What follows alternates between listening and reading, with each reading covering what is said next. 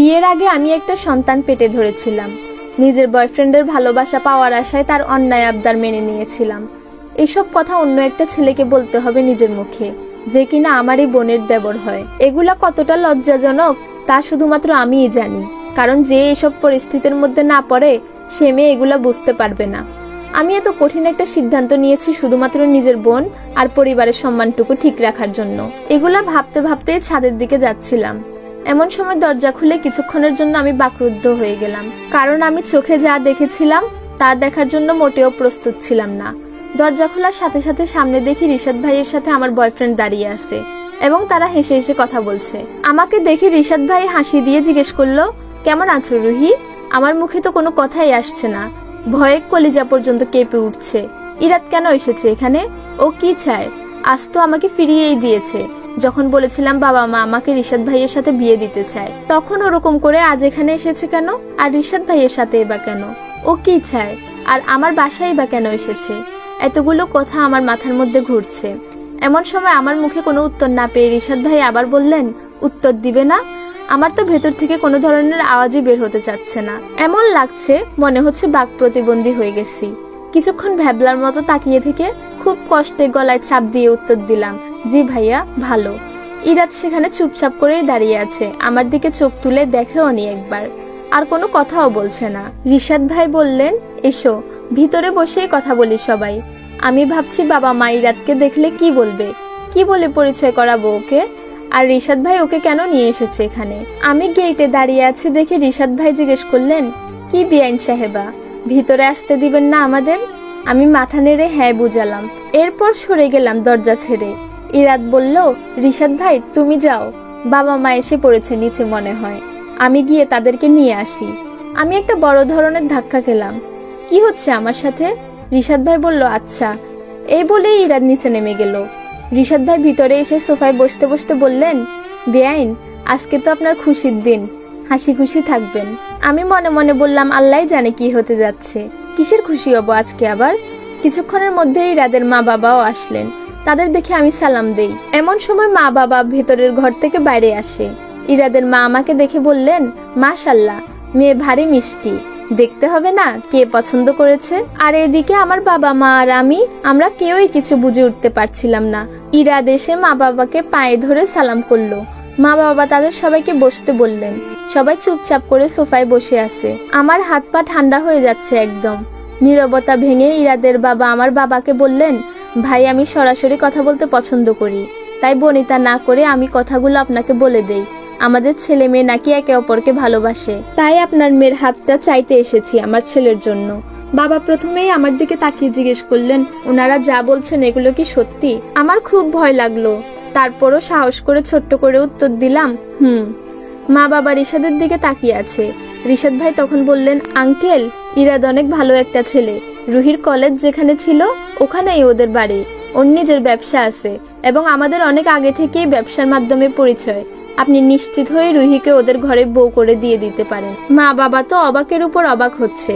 ইরাদের বাবা একটা বায়োডাটা এগিয়ে দিলেন আমার বাবার দিকে এবং আবারও বললেন, আমার ছেলের সবকিছু এখানে লেখা আছে ভাই, আপনি পড়ে দেখেন, ভালো লাগলে অবশ্যই জানাবেন।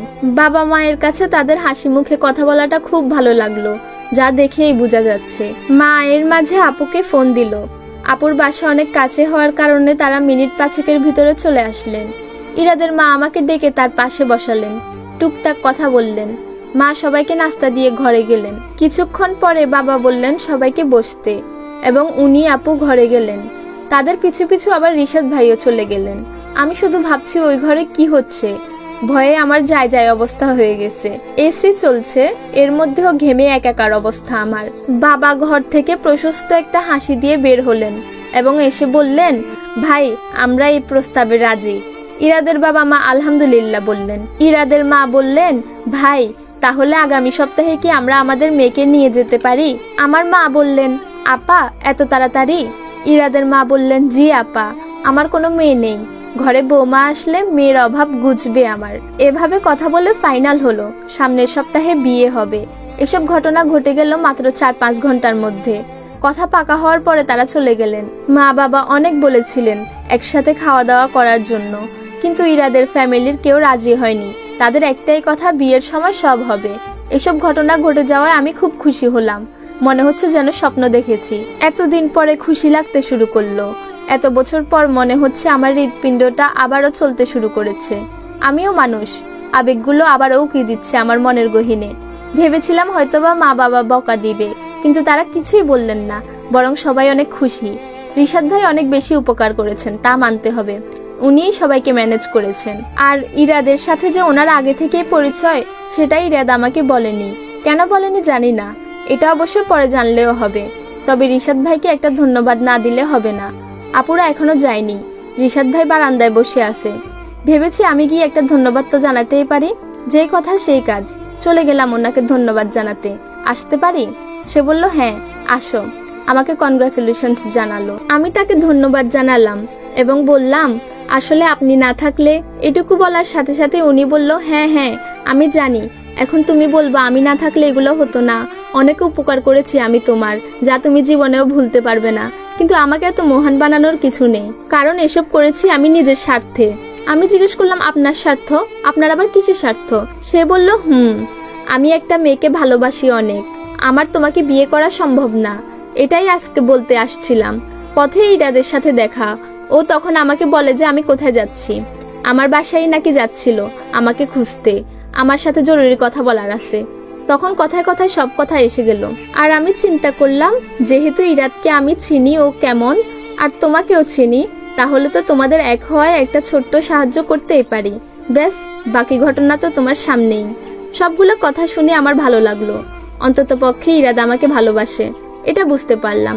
আমাকে নিয়ে ওর চিন্তা হয়, তাও বুঝতে পারলাম। আরো অবাক হলাম যখন ইরাদ বাসায় গিয়ে একটা মেসেজ দিল আমি যেন তাড়াতাড়ি খেয়ে ঘুমিয়ে পড়ি। খুব ভালো লাগলো ওর এই যত্নটা। আজকের রাতটা অনেকদিন পরে এলো আমার জীবনে। কত রাত ঠিক মতো ঘুমাইনি। আজ একটা আনন্দের অনুভূতি নিয়ে ঘুম দিলাম। ঘুম ভাঙলো 11টায়। একটু বেশি ঘুমিয়ে পড়েছি। ক্লাসেও আজ আর যাওয়া হলো না। আমাকে উঠতে দেখে মা জিজ্ঞেস করলেন উঠেছিস? আমি বললাম হ্যাঁ মা, আজকে দেরি হয়ে গেল, ক্লাসেও গেলাম না। মা বলল কিছু হবে না রে মা, মাত্র কয়েকটা দিন বাসায় আসিস, ঘুমিয়ে নে, ক্লাস পরে। বাবা পাশ থেকে বললেন শুনো, আমাদের মেয়ের ভাগ্য ভালো। কাল দেখলে না ওর হবু শাশুড়ি ওকে কত আদর করলো। তোমার মেয়েকে না ঘুম পাড়িয়ে রাখবে না তারা। মা তখন বললেন নিজের পেটে ধরেছি মেয়েকে, আমার চিন্তা কি আর আপনি বুঝবেন? অনেক মমতা মাখা কণ্ঠে কথাটা বললেন মা। বাবা বললেন কেন, মেয়ে কি আমার না? মা বললেন হ্যাঁ অবশ্যই আপনার, কিন্তু একটা মা বাচ্চা পেটে আসার পর থেকে ওকে নিয়ে কত স্বপ্ন দেখে, কত রকম পরিকল্পনা করে। নারী ছেড়া ধন এরা। মায়ের ভালোবাসা আর চিন্তা বাবারা কি আর বুঝবে? সন্তান পেটে থাকার সময় ওকে আগলে রাখার একটা টেনশন কাজ করে, এটা মায়েদের বেশি হয় বাবাদের থেকে। প্রতি উত্তরে বাবা বললেন মাকে আচ্ছা আচ্ছা আপনি জিতলেন, আমি হারলাম। কথাগুলো কেমন যেন আমার কলিজায় লাগছে। সেখানে আর বসে থাকতে পারলাম না আমি। আমার চোখে পানি এলো। তাড়াতাড়ি করে বিছানায় ছেড়ে বাথরুমে চলে গেলাম। দরজা আটকে খুব কান্না করলাম। কানের কাছে সবগুলো কথা বারবার বাড়ি খাচ্ছে। অনেক খারাপ লাগছে আমার। এভাবে আমার চোখে পানিটা কেন এলো বুঝলাম না। বাচ্চাটাকে আমি এই দুনিয়ার আলো দেখার আগে শেষ করে দিয়েছে দেখে একটা অপরাধবোধ থেকে এমন হলো, নাকি মায়ের প্রতি ভালোবাসায় কান্না চলে এলো, ঠিক বুঝে উঠতে পারিনি।